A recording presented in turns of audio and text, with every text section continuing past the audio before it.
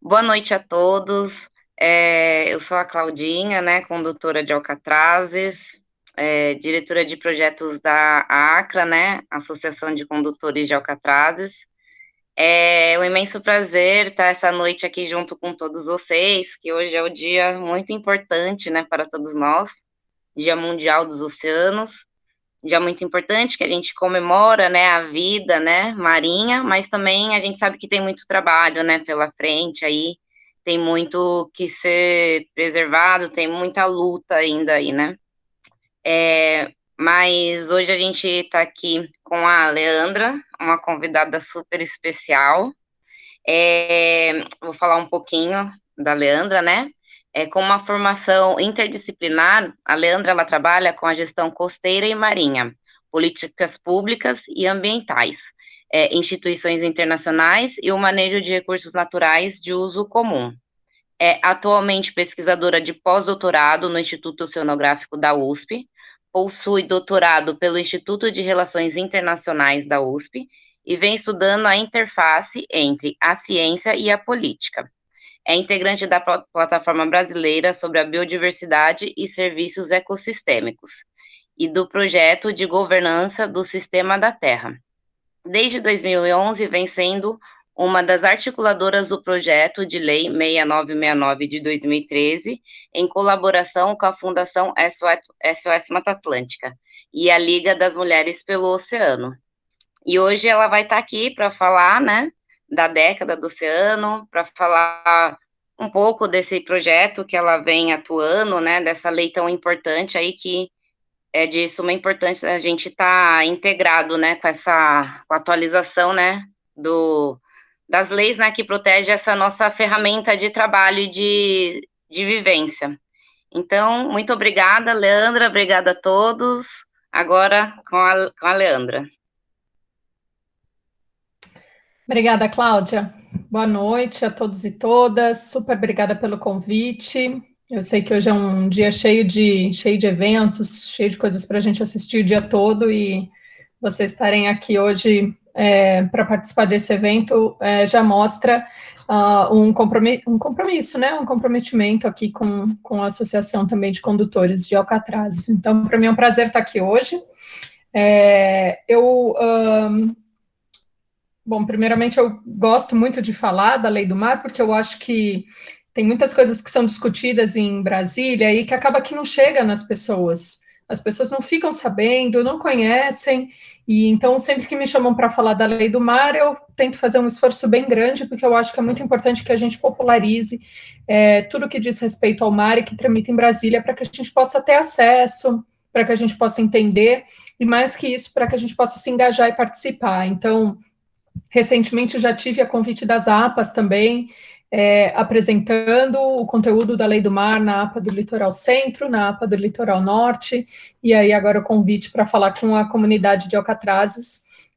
Vai ser um prazer. Então, eu queria que vocês entendessem que, por mais que é uma lei federal e que possivelmente ela não mude nada do regramento, né, a ideia não é essa, ela não altera em nada da regulamentação, das políticas que já organizam e regulamentam o uso na área do arquipélago de Alcatrazes, ela traz ferramentas muito importantes para a gestão, para a manutenção do mar brasileiro. Então, por isso, é muito importante que vocês tomem conhecimento e participem. Eu trouxe uma apresentação, ela é uma apresentação simples, a mesma apresentação que eu fiz nas APAs, mas é basicamente para contar para vocês da onde surgiu essa lei do mar, o que já aconteceu até agora, o que ela significa, o que ela traz de bom, quais são os principais desafios, em que pé que a gente está, como vocês podem participar. E aí, depois dessa apresentação, eu espero que vocês tenham perguntas, queiram saber mais, queiram se envolver na lei do mar. Então, vou colocar aqui a apresentação e agradecer minhas companheiras aqui do Cardume da Liga das Mulheres pelo Oceano. Você viu que a gente nunca está sozinha, né? É só a gente falar que a gente vai estar falando de mar em algum lugar que vem o Cardume de Mulheres. Então, agradeço todas elas por estarem aqui comigo hoje também. Deixa eu colocar aqui para apresentar.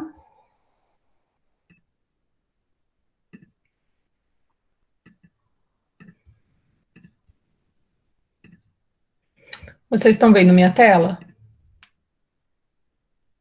Sim, estamos. Legal.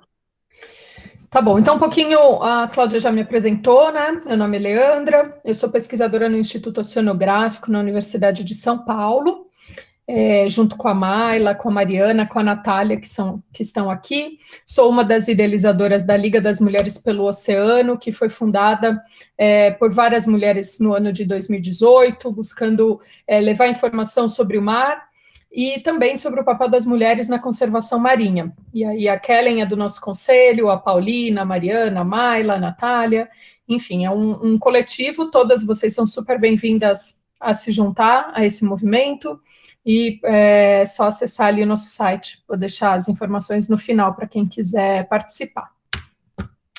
Bom, então, por que uma lei para o mar? Será que a gente já não tem muitos regramentos, muitas políticas, muitas normativas? A Fundação SOS Mata Atlântica, em 2000... Opa, desculpa, peraí. Aqui.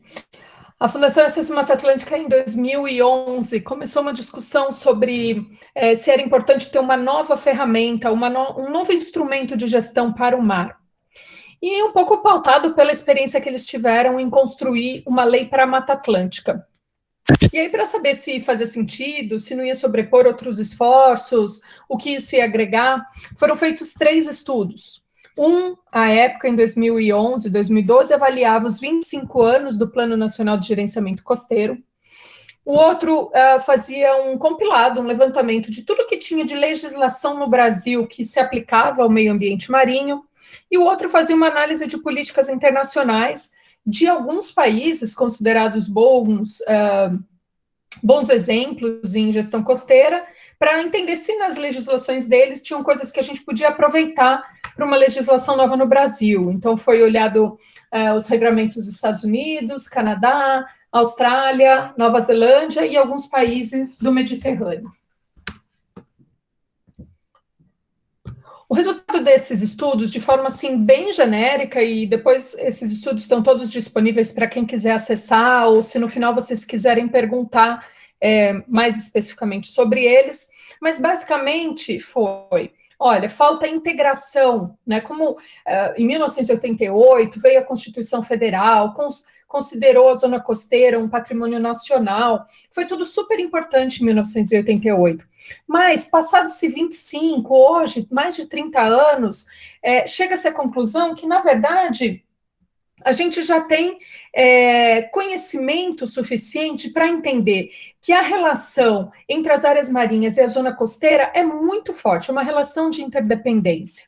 Também, em 88, quando foi feita a lei do gerenciamento costeiro, olhando principalmente as 12 milhas náuticas, a gente não tinha o cenário de hoje, com embarcações pesqueiras que ficam muito mais tempo no mar, que precisam de estruturas maiores em terra.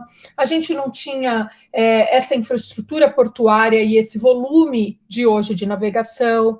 A gente não tinha cerca de 80% do petróleo sendo explorado em áreas offshore e com estruturas em terra. Então, com o passar do tempo, ficou cada vez mais evidente a necessidade de instrumentos regulatórios que integrassem a zona costeira e a marinha, porque elas são biofisicamente, naturalmente interdependentes, mas também conectadas por suas atividades, pelos seus usos. Também se evidenciou nesses estudos que a gente tem muitos instrumentos regulatórios, muitas políticas normativas, unidades de conservação, planos, áreas prioritárias, mas essas políticas são muito fragmentadas, muito setorizadas. Então, a gente tem um plano de áreas prioritárias para conservação, um plano de expansão de óleo e gás, uma política da pesca, uma política de resíduos sólidos, mas essas políticas não conversam entre si, são gestadas, né, geridas, implementadas por instituições diferentes, Ministério do Meio Ambiente, Ministério das Minas e Energia, Ministério da Defesa, Marinha do Brasil. De que forma que essas políticas se conectariam? Porque o mar, e aí hoje, conectando essa discussão há década do oceano, existe uma campanha global da gente nem considerar mais o oceano oceanos, é a campanha do Drop the S, né, exclua o S, porque o oceano ele é um só, ele é integrado. Esse é o espírito da década. E se o oceano não só é integrado, por que as políticas têm que ser fragmentadas e não também integradas? Então, essa era uma outra questão que precisava aprimorar na governança costeira e marinha no Brasil. Também notou-se que as políticas, por elas serem de uma outra época, né, terem sido construídas, sua maioria na década de 80 e 90, as políticas, né, lembrando, 80 e 90 o Brasil estava saindo de um período de ditadura, né, claro, com um anseio, com desejos, com práticas de descentralização de poder, mas ainda as políticas foram construídas de uma forma muito rígida, sem flexibilidade, sem adaptabilidade. Então, a política é assim, ela tem que ser assim, e passa-se 30 anos e essa política não se ajusta, não se modifica. Então, pouco espaço de ajuste nessas políticas e nessas práticas de gestão costeira e marinha. E também, como essas políticas são de 80, 90, né, a prática de se construir instrumentos normativos de gestão era uma construção top-down, ou seja, feita no nível federal, numa escala governamental, com baixíssimo nível de participação social. E hoje a gente já sabe que a eficácia dos instrumentos normativos, das políticas, elas são cada vez mais efetivas se tiver contribuição científica, se tiver participação social dos diferentes atores, né? E eu acho que vocês aqui, mais do que ninguém, sabem o quanto isso é importante, né, sob a gestão da Kellen, como que essa gestão participativa, com conselho, com cientistas, com os condutores, como isso faz diferença na gestão. E o mesmo vale para as demais políticas. Hoje, as nossas políticas, os espaços de participação na gestão costeira, em especial em nível federal, são baixíssimos. Um dos espaços que era mais utilizado para ser discutido gestão costeira era o grupo de integração do gerenciamento costeiro, que existe desde 1996 e que foi recentemente, nesse último governo, descontinuado. E era onde tinha um assento para a sociedade civil. Então, de que forma que a gente pode governar essa nossa zona costeira, que é um espaço complexo, cheio de diversidade biológica, diversidade de problemas, diversidade cultural, de complexidade, de extensão, né? O Brasil é um dos países com uma das maiores zonas costeiras do mundo, sem participação social. Então, esse era um dos gargalos que foram evidenciados nesses estudos, nesses primeiros estudos, quando se disse, bom, então precisamos ter ajustes na nossa política, ajustes na nossa governança. E aí, tá, beleza, bom, sabemos de tudo isso, o que a gente faz de posse dessa informação? Então, para construir uma lei para o mar, a gente começou a pensar, bom, vamos fazer reuniões com atores, vamos fazer... desculpa, ficou faltando um... Acho que sumiu um slide aqui, porque essa é a segunda fase. Qual foi a primeira fase dessa construção da Lei do Mar? Foram feitas entrevistas com diferentes atores. Atores que são de grupos distintos, movimentos sociais, comunidades costeiras, ONGs ambientais, universidade, governo, setor privado. E essas reuniões foram voltadas para entender o que essas pessoas que trabalham, vivem, estudam o mar, acham que faltava na gestão costeira e marinha. E aí, de posse desses feedbacks, né, dessas informações coletadas, foi elaborado um primeiro rascunho. E esse rascunho, ele podia ter sido apresentado no Congresso Nacional, como foi, ou poderia ter sido negociado com o governo à época, em 2012, 2013, se eles queriam autorar essa lei como uma lei do Poder Executivo.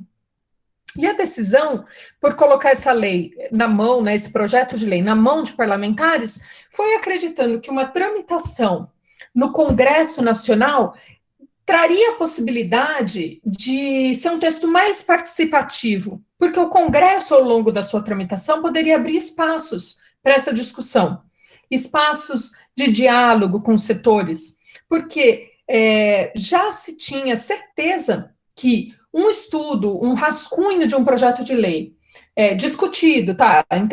Entrevistas com atores, discutidos com entidades governamentais, apresentado em audiências públicas na Câmara, em reuniões científicas, feito isso durante um ano, ainda assim não seria suficiente para ter um texto que de fato fosse legítimo ou representativo da necessidade do mar brasileiro e dos atores que vivem no mar brasileiro, ou trabalham, ou sobrevivem, ou estudam. Então, essa primeira etapa de construção de um rascunho de lei já era sabido que não seria suficiente, precisaria ajustar. E a melhor forma de garantir que esse texto pudesse ser ajustável, adaptado, com a participação de outros atores, era uma tramitação no Congresso Nacional.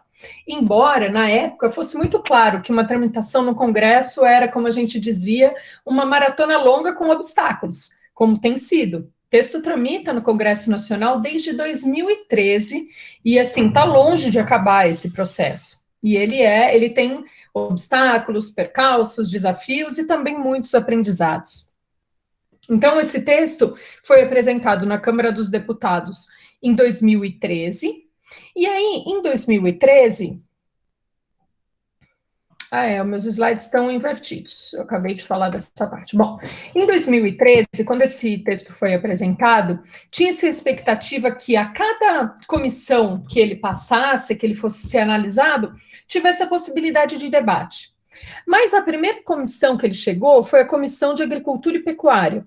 E nessa comissão, em 2014, decidiu-se que não teria nenhum debate sobre esse texto, que ele era um texto ambientalista, facilitado por uma organização ambientalista e que, portanto, ele seria declinado, negado, rejeitado, é o termo correto na Comissão de Agricultura. E foi uma pena, porque a gente estava esperando poder ampliar nessa comissão o diálogo com entidades do setor privado, e essa opção foi negada. Então, esse texto foi para a Comissão de Meio Ambiente. Só que ele chegou na Comissão de Meio Ambiente em 2014, 2015, que vocês devem lembrar, foi um ano que o Brasil estava um caos. Foi ano de Copa do Mundo, foi ano de impeachment presidencial. Então, esse texto simplesmente ficou parado de 2015 até 2017 na Comissão de Meio Ambiente e Desenvolvimento Sustentável. Durante esse período, já que o processo formal de tramitação não avançou, entidades da sociedade civil decidiram fazer outras estratégias para popularizar o projeto de lei, para pegar mais informação, para dialogar com a sociedade. Então, esse texto foi apresentado em reuniões científicas, foi apresentado em fóruns de discussão, foram feitas reuniões com atores chaves. Diversas estratégias foram feitas de 2015 a 2017, fora do processo formal, mas para mobilizar os atores, a sociedade com relação a esse texto. Inclusive, na época, ao longo desses anos, foram criadas frentes parlamentares ambientalistas nos estados. E aí esse texto foi apresentado em alguns estados costeiros, Rio de Janeiro, Salvador, Bahia, Pernambuco, Santa Catarina e São Paulo. E sempre que esse texto era apresentado nessas comissões estaduais, sempre tinha na mesa de apresentação uma entidade da sociedade civil, um parlamentar estadual, alguém da universidade local, um membro de alguma comunidade extrativista, em geral indicado pela CONFREM, a Comissão de Reservas Extrativistas, universidade, e alguma ONG ambientalista. Então, esse texto acabou sendo debatido em alguns estados. 2017, depois que passou essa confusão toda, né, de impeachment, e a Câmara entrou no seu processo de tramitação normal, o texto foi, então, votado na Comissão de Meio Ambiente e Desenvolvimento Sustentável. Mas antes dele ser votado, o parlamentar da época, que é o deputado Alessandro Molon, que hoje é coautor desse projeto de lei, falou, entendo que o texto foi negado na Comissão de Agricultura, então preciso entender. Vou chamar aqui várias reuniões. E foram feitas várias reuniões. Reuniões setoriais, reuniões com ONGs, reuniões com o setor privado. E dessas reuniões, e mais dessa mobilização da sociedade civil, na CEMADES, na Comissão de Meio Ambiente e Desenvolvimento Sustentável, foi votado um que a gente chama um texto substitutivo, que ele é o que interessa do primeiro texto, do original, e mais ajustes, o que era justamente o esperado quando se escreveu esse projeto de lei. Espera-se que, ao longo da sua tramitação, ele vá melhorando. E eu acredito, do que eu pude acompanhar e também do que muitos outros atores comentam, que esse substitutivo já é uma versão melhorada do primeiro texto. Ele tirou excessos, tirou itens que não estavam tão constitucionais, e mais que isso, o mais significativo, o texto original, ele tinha um capítulo exclusivo de pesca, mas ele não tinha um de portos, um de petróleo, um de poluição. Então, o setor da pesca, em especial da pesca artesanal, em muitas reuniões falava assim, mas Leandra, eu não entendo porque tem um capítulo aqui de pesca, mas não tem dos outros setores. Parece que a gente é o único setor que impacta a proteção do meio ambiente marinho. E existem outros. E, de fato, era verdade. Esse texto, esse projeto de lei, ele não é para ser um texto que tenha capítulos de setores específicos. Ele é para funcionar como uma coluna vertebral que conecta as demais políticas setoriais para que, de fato, faça essa integração nesse instrumento aqui. Então, ele foi aprovado na Comissão de Meio Ambiente e Desenvolvimento Sustentável e foi para a Comissão de Constituição e Justiça, onde recentemente foi apresentado um relatório pela sua constitucionalidade, ou seja, não tem nada nesse texto que o desabone com relação à sua constitucionalidade, e o coautor, o deputado Alessandro Molon, aprovou um regime de urgência para esse texto. Ou seja, a qualquer momento ele pode chegar aqui, que é um dos objetivos, né, no plenário da Câmara, para ser votado e, então, ir ao Senado Federal. Só que isso aconteceu em 2017.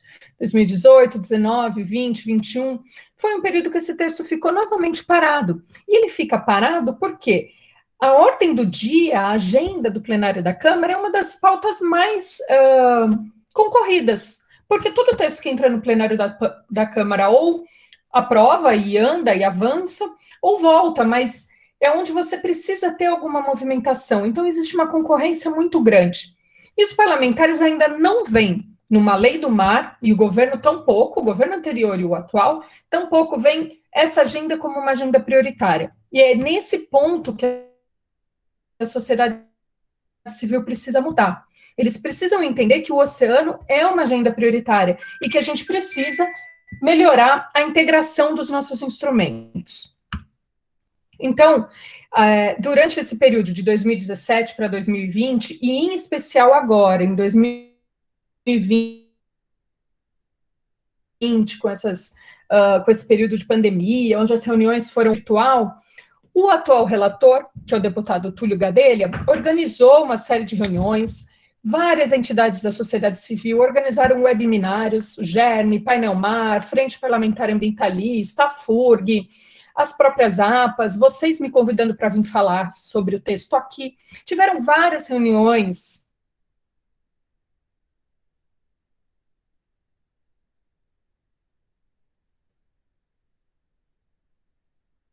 Comentários sobre o texto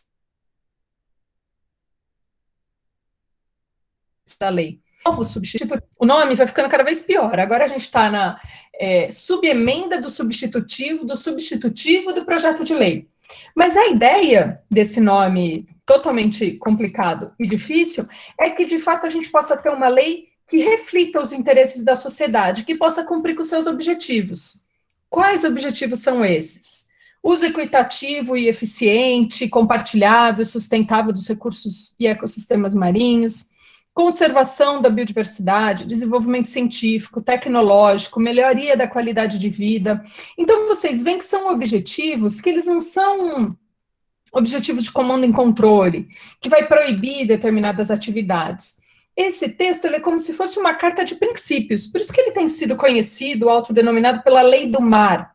Uma lei do mar, ela não é uma lei de comando e controle, ela vai organizar, ela vai dirigir, ela vai estabelecer diretrizes sobre o mar brasileiro. Então, monitorar, prevenir, mitigar, integrar as políticas setoriais. Ela é uma lei de gestão integrada. No entanto, esse substitutivo último, que ainda não é oficial, porque ainda não foi apresentado, mas que é do deputado Túlio Gadelha, altera até o nome da lei. Ao invés de ser uma política nacional para o uso e conservação do ambiente, uso sustentável e conservação do ambiente marinho, ela é Política Nacional de Gestão Integrada para Uso e Conservação do Meio Ambiente Marinho, porque ele quis ressaltar esse potencial de integração dessa lei. E aí, quais seriam os avanços se essa lei for aprovada? Bom, primeiramente, a gente tem uma lei para o mar. uma política nacional para o sistema costeiro e marinho. Não como é o Plano Nacional de Gestão Costeira, que é para as 12 milhas náuticas. Não como é a política marítima nacional, que tem o foco na navegação. Não como é a política setorial dos recursos do mar, que foca no recurso. É uma política para integrar tudo que existe no mar brasileiro, natureza e sociedade.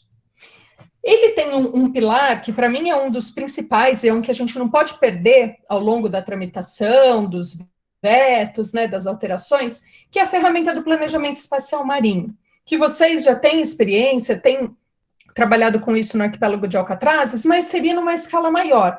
De que forma a gente olha o mar brasileiro e decide, com base em que a gente decide, aonde que vai cada uso, aonde que cada ator pode desenvolver sua atividade, aonde que vão ter ações de conservação marinha, baseado na ciência, baseado no conhecimento tradicional, para que a gente não permita que com o mar brasileiro aconteça como aconteceu com a Mata Atlântica na década de 60 e 70, como aconteceu com a Amazônia e ainda hoje acontece, onde você libera para mineração, que vai em cima de terras indígenas. Então, a gente não quer que isso aconteça com o mar. De que forma que a gente harmoniza, compatibiliza o uso e conservação no meio ambiente marinho e costeiro? E aí, para isso, estabelecimento de diversos instrumentos de gestão integrada, conexão entre as políticas e, em especial, trazer a sociedade para a mesa de debate, para a mesa de decisão das políticas que envolvem o mar brasileiro, conectando isso com os objetivos do desenvolvimento sustentável e com uma economia azul. Porque hoje fala-se muito na economia azul, na importância da economia azul, mas o que é economia azul para o Brasil? Porque, de certa forma, a gente já desenvolve diversas atividades de economia no mar brasileiro. Mas o que seria uma economia azul no contexto da Lei do Mar? Algo que a gente possa fazer distribuição equitativa de recursos, considerar os diversos atores, incluir as mulheres na tomada de decisão, então que a gente possa promover aqui uma economia azul que seja justa, equitativa e sustentável, que esse seria o principal diferencial. Agora, parece assim, né, falando que, nossa, é uma coisa muito fácil, mas na verdade é muito difícil. Primeiro porque o assunto, ele é um assunto técnico, não necessariamente um assunto político. Então, é muito difícil fazer a ponte entre a universidade, os atores que fazem uso do mar e o Congresso Nacional. É muito distante esses dois mundos. É difícil a gente compreender como que funciona o Congresso Nacional, como que eles atuam, o regimento, para onde que vai esse projeto, por que aquele deputado pode fazer isso, por que aprovou o regime de urgência, vai a plenário, não vai a plenário, para quem que a gente pede para entrar na ordem do dia. O Congresso Nacional é um ambiente complexo e a gente nem sempre tem expertise ou conhecimento para compreender. Então, esse é um desafio muito grande, é a interface entre a ciência e a política.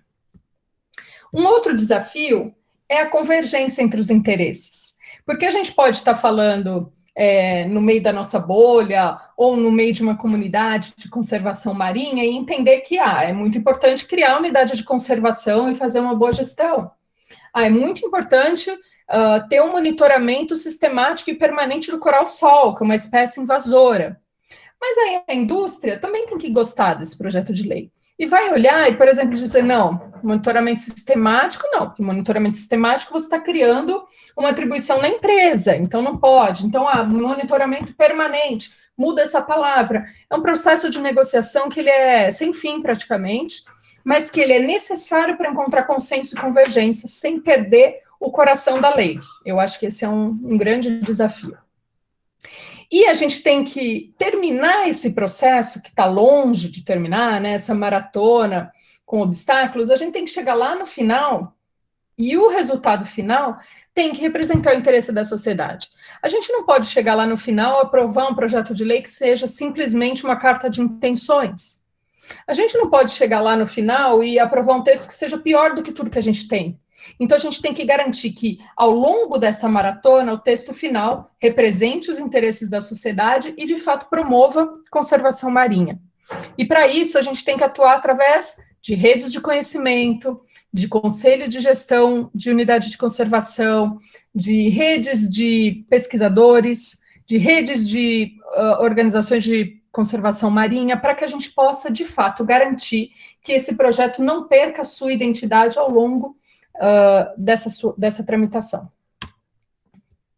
Tem pontos polêmicos? Por que esse projeto não está sendo votado? Quem é contra esse projeto? Bom, hoje, em especial, quem é contra esse projeto é o governo. Esse governo? Sim, esse governo é contrário a esse projeto. O governo anterior também tinha críticas a esse projeto.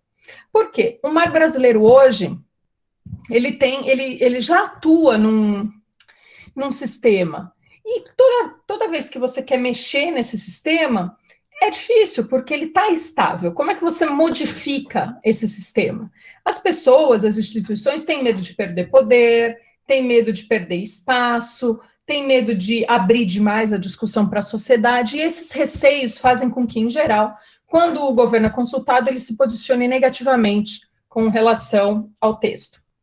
Um dos motivos por que ele se posiciona contrário é porque o texto traz a criação de um fundo. E por que o texto traz a criação de um fundo? Porque não tem por que a gente criar uma lei que seja muito boa, muito bonita, muito legal, represente a sociedade, mas não tenha recurso para sua implementação. E aí tem um problema muito grande. É muito difícil conseguir criar um instrumento de lei no legislativo, mas que atribua gasto de recurso para o poder executivo, porque isso entra numa lei de competência concorrente, no vício de iniciativa. Então, sempre que tem a criação do fundo, o governo fica assim, está criando orçamento na minha gestão, e normalmente não gosta. Então, esse é um ponto que precisa ser resolvido, e se resolve com base no direito, na jurisprudência, é uma questão mais técnica do processo legislativo. O outro é, para mim, inaceitável, que é uma discussão sobre o princípio da precaução. O princípio da precaução, ele nada mais é que um princípio que diz que se você não tiver informação suficiente sobre aquilo, você não toma determinada decisão. Você toma uma decisão que vá te precaver contra aquele impacto. E esse é um princípio que ele já é aceito, ele já é aprovado, ele consta da Agenda 21. O Brasil é signatário dessa agenda, ou seja, ele já vale. Mas toda vez que a lei vai tramitar, alguém da Confederação Nacional das Indústrias diz, eu só voto sim se tirar o princípio da precaução. E alguém das ONGs ambientais diz, desse princípio não abro mão. Então sempre tem esse conflito também. Um outro conflito que teve nas últimas rodadas, que também é difícil de abrir mão, é a questão de criação de unidades de conservação. Por quê? Esse texto, ele não mexe no SNUC. A política que cria, implementa a unidade de conservação é o Sistema Nacional de Unidade de Conservação. O texto não mexe nisso. Mas alguns setores do governo quiseram mexer no SNUC através dessa lei, por meio dessa lei. E isso é um risco muito grande. Então, nas últimas rodadas, alguns setores disseram, olha, só aprova essa lei se vocês colocarem aqui que criação de unidade de conservação só pode ser feita pelo Poder Federal. E se isso é aprovado, o que acontece? APAs, como, por exemplo, a APA do Estado de São Paulo, não poderiam ter sido criadas. E isso é uma modificação que você não precisaria fazer nesse projeto de lei, não é necessário. Mesmo porque o sistema federalista brasileiro prevê que unidades de conservação sejam criadas pelos demais poderes também. Então, mexer no SNUC nesse instrumento de lei é algo que é muito arriscado, que é melhor a gente não fazer. Então, sempre que tem esse ponto, o projeto também trava. Os outros 3 pontos, sistema de monitoramento pesqueiro, regulamentação e ausência de competências, sempre são pontos levantados no processo. Por quê? Todo mundo que faz a gestão do mar brasileiro, Secretaria de Pesca, Marinha do Brasil, Casa Civil, Ministério da Defesa, Ministério de Minas e Energia, sempre olham a lei e falam, tá bom, quem que vai mandar nessa lei? Porque hoje cada um manda na sua lei. Nessa daqui, quem vai mandar?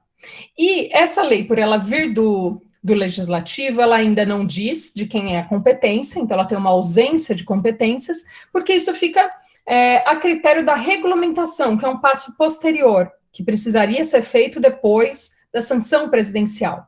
E aí, toda vez a lei trava nisso. Por quê? Cada ministério, cada secretaria quer mandar um pouquinho nessa lei. E ela tem essa ausência de competências. Então, assim, eu diria que o principal problema, o principal desafio é as pessoas entenderem que o mar não tem dono.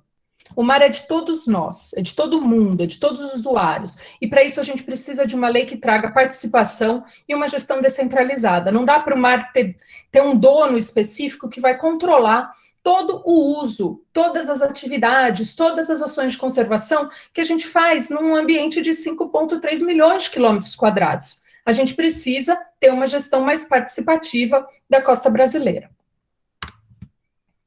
Então, nesse sentido, o que na minha opinião, nós não podemos abrir mão?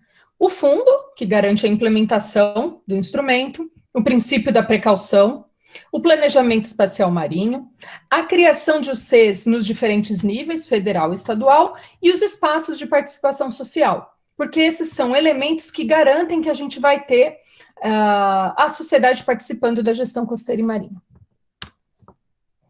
E aí, qual que é o maior desafio que a gente tem enfrentado e que a Liga das Mulheres pelo Oceano, em parceria com a WWF, a Fundação SOS Mata Atlântica, o Observatório do Clima, tem tentado fazer? Engajar os parlamentares no processo dessa lei do mar. Por quê? Hoje o Congresso, ele tem poucos parlamentares que têm a sua pauta principal o mar brasileiro. Na verdade, nenhum. A gente tem alguns parlamentares que têm uma pauta mais ambiental e que, portanto, se interessam pela agenda costeira e marinha. Mas nós não temos parlamentares engajados no processo, então a gente precisa de mais. E eles precisam entender por que votar na lei do mar é importante. Por que ter uma lei do mar é importante? Né? Então, eles precisariam ter acesso a essa informação. E foi pensando nisso que a gente começou, pela Liga das Mulheres pelo Oceano, com a campanha Se Liga na Lei do Mar, em parceria com a Bloom, para levar essa informação para parlamentares, para usuários do mar, para a sociedade, para influencers, para celebridades, porque a hora que essa lei entrar no plenário da Câmara, a gente vai precisar de apoio da sociedade na aprovação da lei. E por isso que espaços como o de hoje aqui, e outros espaços que a gente vem levando e falando sobre a lei do mar, é importante, porque vocês precisam acompanhar a lei do mar, precisam saber sobre a lei do mar, para decidir se vocês gostam, se vocês acham bom, ou olhar ali e falar, olha, de repente, está faltando aqui uma emenda que diga sobre determinada coisa e submeter isso para o parlamentar. A gente precisa se aproximar do Congresso Nacional para, de fato, fazer com que o Congresso paute agendas as quais são também do nosso interesse e não só do interesse de grupos exclusivos. Então, esse eu acho que é o maior desafio nessa tramitação. E aí, nesse sentido, eu faço esse convite a vocês, de que vocês conheçam a Lei do Mar, se integrem nesses processos, tentem compreender o que a lei significa para o trabalho de vocês, para a atuação de vocês, para a vida de vocês, e possam acompanhar esse processo. É bem fácil de acompanhar, além de seguir a Liga e outras organizações que trabalham sobre isso, vocês podem entrar no site da Câmara dos Deputados e apertar um botãozinho, acompanhar essa tramitação. E aí, cada vez que a Lei do Mar tiver qualquer movimentação, você vai receber ali um reporte, uma informação no seu e-mail, dizendo o que aconteceu com essa lei e como você pode participar. E isso é bastante importante. Acho que é isso. Espero que vocês tenham gostado e eu fico à disposição para vocês tirarem dúvidas. Obrigada. Nossa, a apresentação foi ótima, bem didática. Deu para entender, assim, de forma bem simples a complexidade disso, né? E realmente nós temos uma função principal, né? Primordial de ir atrás, e não adianta a gente só ficar, sei lá, aqui nos grupos e Facebook, né? Falando as coisas, mas de fato a gente precisa começar a se mover, a agir, né? A participar, porque se nós não fizermos nada, quem que vai fazer, né? Se a gente que ama, que gosta e que depende desses ambientes, né, para trabalhar e para tudo mais, né, se nós não fizermos, quem é que vai fazer? Então, se alguém quiser fazer algum comentário, alguma contribuição, uma pergunta, fique à vontade, pode abrir o microfone, abrir o vídeo, se quiser, para falar aí com a gente, trocar uma ideia. Acho que é um momento importante.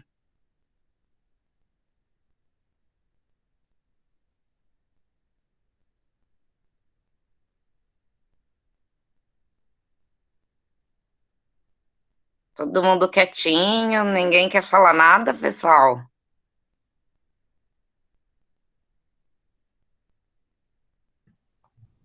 Eu devia ter falado logo no início que, poxa, se aprovasse essa lei, não ia mais permitir mergulho em Alcatraz, e as pessoas já iam ficar mais, já ia achar mais complicado, iam ter milhões de perguntas no final, mas eu logo entreguei de cara que isso não é o objetivo da lei. É, com certeza. Tem que criar uma polêmica para a galera participar, né? Se sentir fazendo parte da situação, né? Boa noite. Oi, a Jana aqui. Eu quero aproveitar então para participar, já que falou em polêmica. Vamos lá, Jana. Oi, Leandra, eu gostaria de saber se tem assim previsto um próximo passo, né? Qual ação aí que a gente está esperando agora? O que tem pela frente?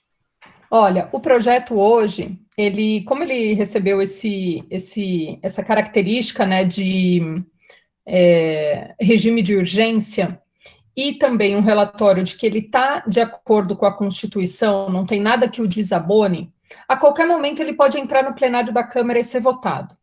Se isso acontece, os parlamentares precisam sentir que a sociedade está apoiando para ter o sim. Só que qual que é a dificuldade dele entrar nessa ordem do dia, nessa agenda do plenário?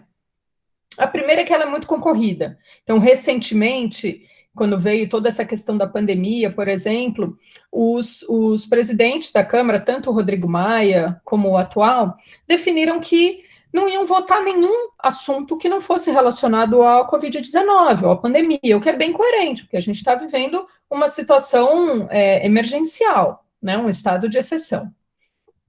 Mas passado tudo isso, acalmando essa situação, né, que a gente tem que pensar bem positivo que essa fase vai passar, o texto pode entrar para votação.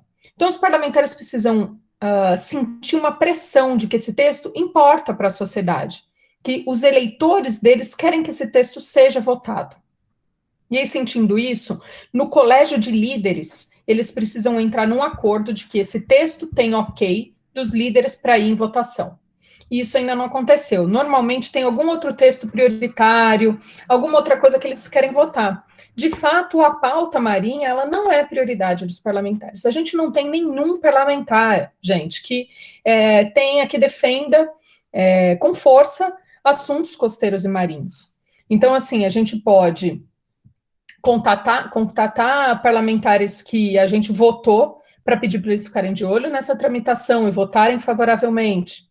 A gente pode, nas próximas eleições, tentar votar em parlamentares, homens e mulheres, que tenham as suas pautas voltadas para as questões ambientais. São pouquíssimos.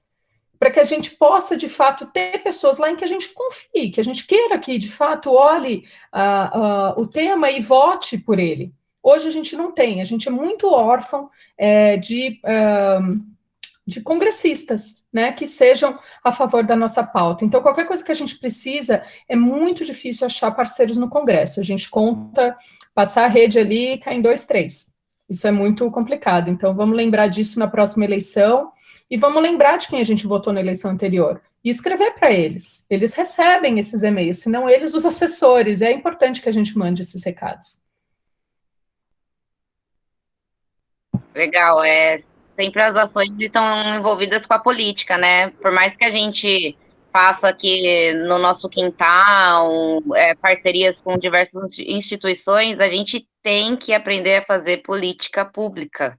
A gente tem que aprender a se interar e se envolver, tipo, nas reuniões de conselhos, né? De meio ambiente, de segurança, de turismo, porque dessa forma a gente vai conseguir acessar os políticos e eles que vão ter as ferramentas principais para a mudança, né? Mas é isso aí. Bom, vou só pedir um minuto para agradecer. Eu não lembro da última vez que eu tive uma informação tão clara, tão objetiva, tão direta, sem nenhum tipo de ideologia ou, enfim, qualquer viés por parte de quem está falando. Achei fantástico o texto, da maneira como foi passado. Infelizmente, traz a dura realidade de que estamos na mão de pessoas que não têm muita atenção com o mar, com o oceano. Infelizmente, isso é uma realidade, mas é muito bom que ela venha através de alguém que tem o teu nível de conhecimento, Leandra. Estou assim, realmente fiquei impressionado e tinha que dizer que, poxa, obrigado pela informação. Ainda que dura, ela foi super válida, super importante. Parabéns pela tua dedicação. Obrigada. Não sei se é o nome está aqui, Coach Sub, mas muito obrigada. Não, Maneco. Aqui esse e-mail é do meu Instagram. Obrigada, Maneco. Eu queria só fazer um comentário em complementação aí ao que a Lê falou, que realmente, tipo, agora, na parte do governo federal, está muito, muito difícil fazer esse advocacy lá, né? Na verdade, agora o advocacy é para segurar que não passem leis que desregulamentem, né, o que a gente já construiu na agenda ambiental. Mas, então, enquanto isso acontece, a gente pode fazer um trabalho de base mais local, né, nos governos estaduais e nos governos municipais, porque tem muitos governos mais perto, e parcerias que são mais próximas da gente, que estão bastante envolvidos na questão dos ODS, na própria década do oceano, que podem fazer um coro. Às vezes, assim, a gente não tem um contato direto com alguém em Brasília, mas a gente conhece alguém que tem. Então, a gente fazendo esse trabalho de formiguinha, enquanto a lei tá meio parado lá, é super importante, né? Ou fazer como a Lele falou, da questão dos influencers, né? Então, tipo, vamos colocar isso na rede social, quanto mais pessoas diferentes de que forem bolhas a gente conseguir falando disso, melhor, porque se a gente tentar fazer esse coro na hora que a lei entrar para votação, já vai ser tarde demais, entendeu? A gente tem que fazer esse coro antes, para a hora que a lei entrar, a gente conseguir mostrar a força de adesão que essa lei tem dentro da sociedade e de governos mais locais, né? Então, acho que é importante também.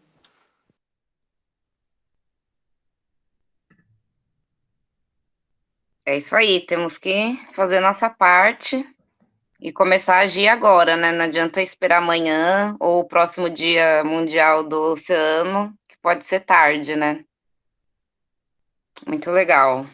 Alguém mais quer fazer algum comentário ou qualquer coisa, uma pergunta? Aproveitando, então, que o pessoal talvez esteja pensando para perguntar, a gente fez uma campanha para sortear alguns brindes do projeto Albatroz, né, que a Jana, que conseguiu para a gente, né, com a parceria lá do trabalho dela. Então, tem umas coisas bem legais, tem bandeira, tem boné, tem um livro bem massa. Então, nós fizemos 2 kits e nós lançamos uma campanha no Instagram para o pessoal que faz alguma ação que vai ajudar o meio ambiente, fez uma ação de limpeza numa praia, fez uma palestrinha, participou de uma ação de educação ambiental, vai lá, tira uma foto, faz um videozinho pequeno, faz a publicação e marca a gente, que nós vamos fazer um sorteio desses 2 kits. Então, lá no nosso Instagram, tem os kitzinhos, o que cada um tem, e vamos participar, galera, para ganhar esse prêmio e também para divulgar, né, essas ações tão boas, né, porque também dessa maneira que a gente começa a mostrar a nossa boa atitude, e daí já faz uma publicação, já marca a lei do oceano, já marca sobre a lei do oceano, e vamos fazendo dessa forma, né, publicando e fazendo a coisa girar. Leandra, eu gostaria de fazer uma pergunta. Por favor. Como que está os sistemas de manutenção dos manguezais com essa lei? A lei de preservação. Como que está o estado de preservação ou o que a lei faria com relação aos manguezais? Porque porque geralmente os mangues estão cada vez mais definhando, né? Então, eu gostaria de saber como está a política de atuação para que, pelo menos, limpo fique os mangues. Essa lei, ela não é, ainda nessa fase, antes dela chegar na fase de regulamentação, ela não muda políticas existentes. Mas o que aconteceu? No ano de 2018, a gente perdeu uma parte importante da legislação por parte de resoluções CONAMA, e que protegiam algumas áreas de manguezais, restingas e estuários. Então, nessa última modificação da lei, essa lei traz uma provisão para garantir que restingas, manguezais, na faixa mínima, se não me engano, preciso voltar no texto porque ele é extenso, mas na faixa mínima de 300 metros da linha de pré-mar, você garanta a função fixadora de dunas e estabilizadora de mangues. Eu acho que é um texto dito nesse sentido, porque a gente tinha perdido essa resolução CONAMA. E, de fato, e também a lei traz um outro artigo que diz para aprimorar e recuperar as regiões de manguezal como estratégias de adaptação climática. Infelizmente, os manguezais ainda não foram entendidos na parte de políticas públicas como uma estratégia de adaptação. Uma questão bem nova que está sendo trazida agora, recentemente, e que é bem importante. Então, a gente tem perdido, sim, cobertura florestal de mangues. A gente tem muitos mangues sendo deteriorados por falta de recurso, falta de ações de proteção, por ausências de unidades de conservação, por avanço de atividades como, por exemplo, a carcinicultura, e é necessário ações voltadas a essa proteção dos manguezais, né? Então, eu acho que a gente precisa, de fato, melhorar essa parte da legislação costeira.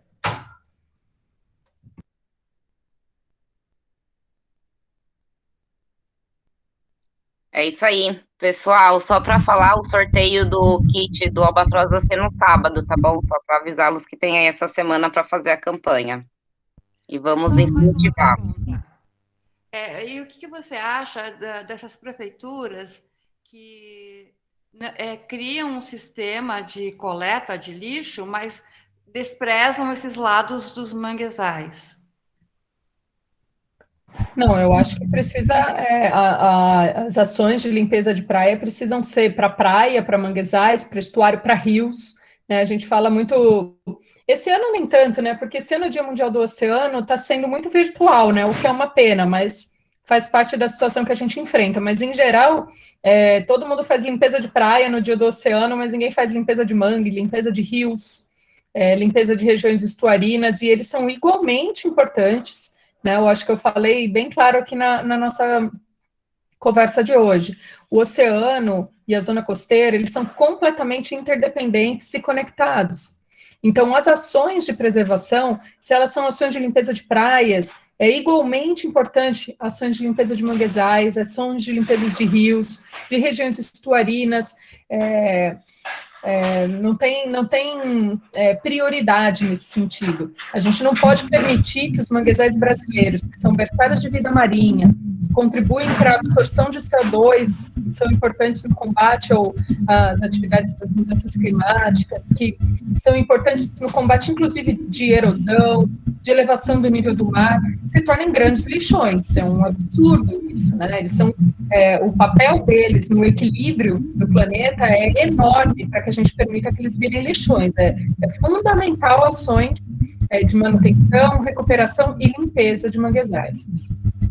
Sim, e que você acha também dessas cidades que são turísticas, que são verdadeiros paraísos de biodiversidade, lindos, e por que o Ministério do Turismo não atua em cima de algo que é tão importante para o turismo sobreviver? O que você acha? Eu acho que é uma falta de prioridade, infelizmente. As prioridades de muitos ministérios no Brasil, elas não são as prioridades que deveriam ser. O enfoque é outro, o dinheiro, o investimento, as ações, elas são colocadas em outras ações e não necessariamente em ações. Eu acho que tem muitos políticos, e a tomada de decisão é muito voltada em ações de curto prazo. Manguezais, por exemplo, é uma ação a longo prazo. Muito difícil você plantar mangue, recuperar áreas de manguezais, é uma ação a longo prazo. E tomadores de decisão normalmente têm um período muito curto, eles querem realizar tudo em 4 anos. Tem ações que a gente não faz em 4 anos, a gente precisa plantar uma semente para colher daqui a 20. E esse tipo de ação, infelizmente, acaba não sendo prioridade na tomada de decisão. É uma pena muito grande. Muito obrigado, agradeço muito as suas palavras e principalmente a parte dessa lei dos oceanos. Muito obrigada. Obrigada, Lívia.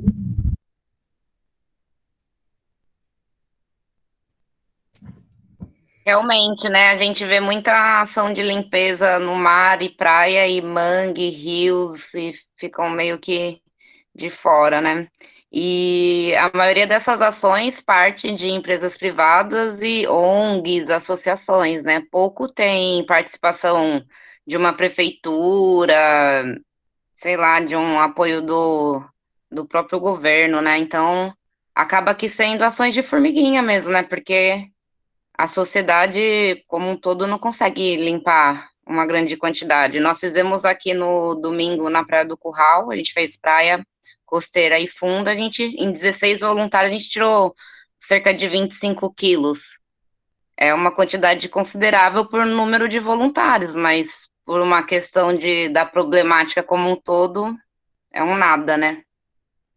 Não, eu acho que é muito significativo, porque nós fizemos essa ação aqui no mangue de Ilhabela, próximo da Balsa, no Marisma. Nós coletamos 50 quilos de lixo com os alunos da escola Gabriel Monteiro, aqui da Ilhabela. Que legal, então, essas ações, elas são fundamentais, não apenas, né, pela grande quantidade de lixo retirada, que já é, sem dúvida, muito significativo, mas pelo potencial de engajamento, né, de envolvimento da sociedade. A nossa sociedade está muito descrente das instituições e das políticas públicas, né, tanta coisa, tanta, que a gente fala, ai, nossa, não quero, muito difícil, não quero acompanhar. Então, assim, só do fato da gente se mobilizar e realizar ações e se engajar, eu acho que muda um pouco a forma como a gente vê as ações, né, o ativismo mesmo, público e político, né. Queria até compartilhar com vocês, depois eu posso mandar para a Claudinha, que eu acho que ela tem acesso, não sei se vocês têm um grupo de WhatsApp ou a forma que vocês se comunicam, mas hoje, por ser o Dia Mundial do Oceano, algumas organizações não governamentais, especialmente a Oceana, em parceria com a Frente Parlamentar Ambientalista, eles fizeram uma projeção no Congresso Nacional com imagens do mar.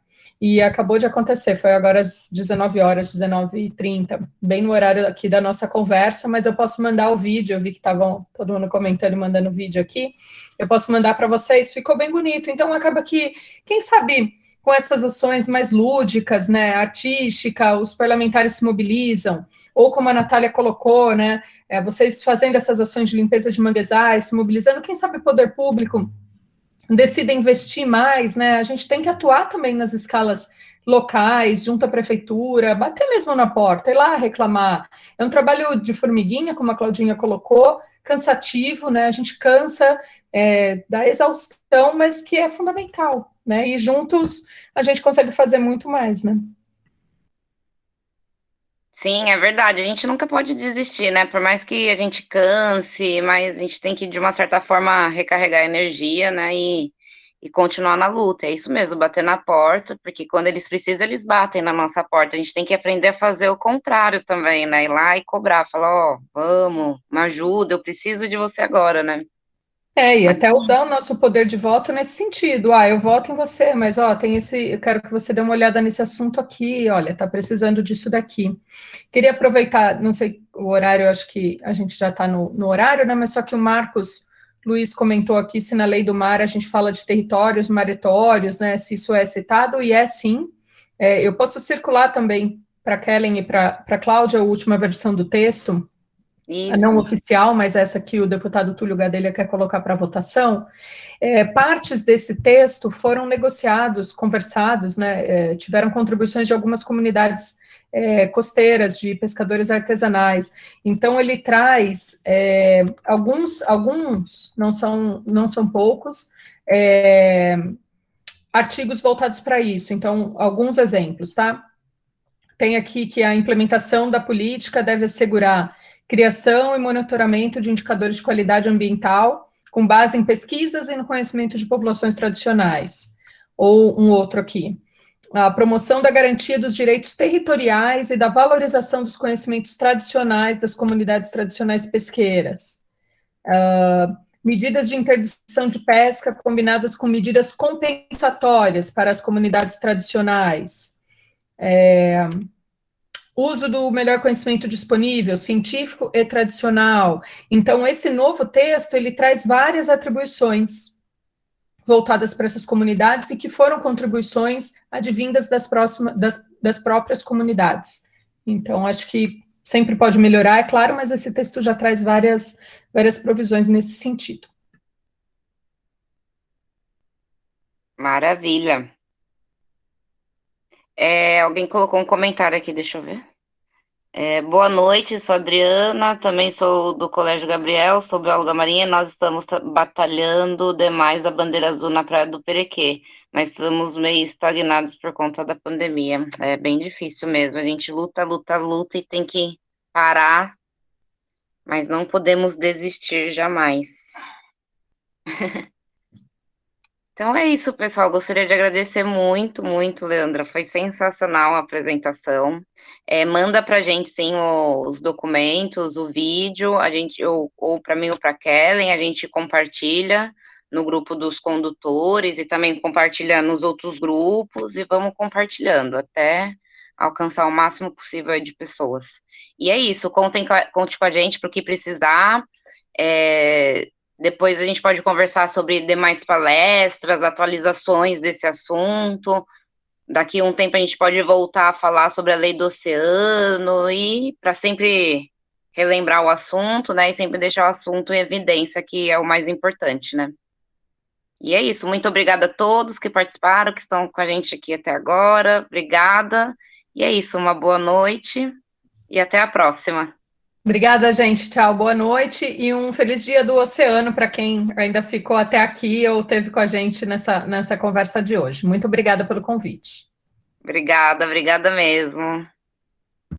Tchau, tchau, pessoal.